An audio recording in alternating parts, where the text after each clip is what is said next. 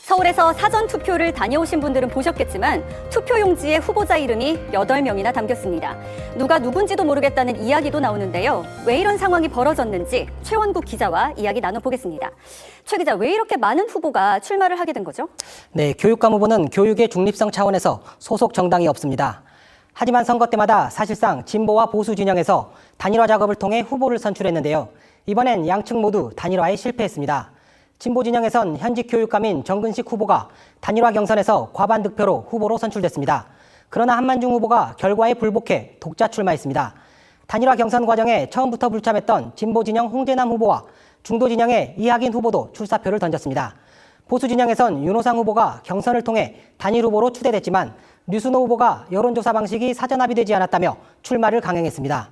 여기에 애초 경선에 참여하지 않았던 조전혁 후보와 김영배 후보까지 후보 등록을 마치면서 4명이 경쟁하는 구도가 만들어졌습니다. 길거리를 지나가다가 포스터를 보면 이 자신이 단일 후보다, 유일 후보다 이렇게 다들 주장을 하던데요. 그런데 앞서 단일화가 실패했다 이렇게 말을 했는데 어떻게 이런 주장을 할 수 있는 거죠? 네, 진보 진영에서는 정근식 후보가 민주진보 단일 후보, 한만중 후보가 2026 민주진보 시민 후보, 홍재남 후보는 진짜 민주진보 유일 후보라는 슬로건을 내세우고 있습니다. 보수 진영 윤호상 후보는 보수 단일 후보, 조전혁 후보는 중도 보수 단일 후보라고 선거 홍보물에 기재했습니다. 이런 표현은 유권자의 오해를 불러일으킬 수 있지만 공직선거법상 허위 사실을 공표하는 행위는 아니기 때문에 제재를 받지 않고 있습니다. 그래도 자신이 단일 후보라고 주장만 할 게 아니라 교육 현장을 위한 이 정책 대결이 중요할 것 같은데요. 좋은 정책은 들고 나왔습니까? 네, 기초학력 신장, AI 교육 강화, 교권 보호 등 대부분 비슷한 공약을 쏟아내고 있는데요. 인지도를 올리기 위해 선심성 현금 지원을 내세우는 후보도 많습니다. 또 대입 자격고사 도입, 내신 수능 절대평가 전환 등 교육감 권한을 넘어 정책과 법 개정이 필요해 실현 가능성이 낮다는 평가도 나옵니다.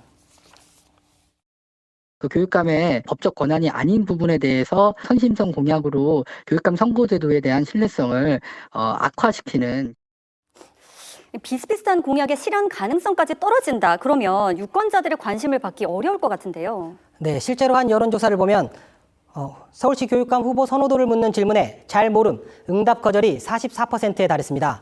지지 후보가 없다는 응답도 31%를 차지했습니다.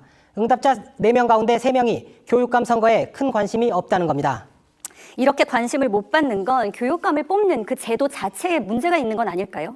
네, 교육감 직선제는 2007년 도입됐습니다. 정당에 소속되지 않다 보니 후보들이 최소한의 검증 절차도 거치지 않는다는 지적이 나옵니다.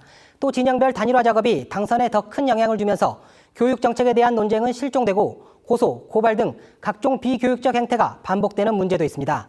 시도지사 러닝메이트제는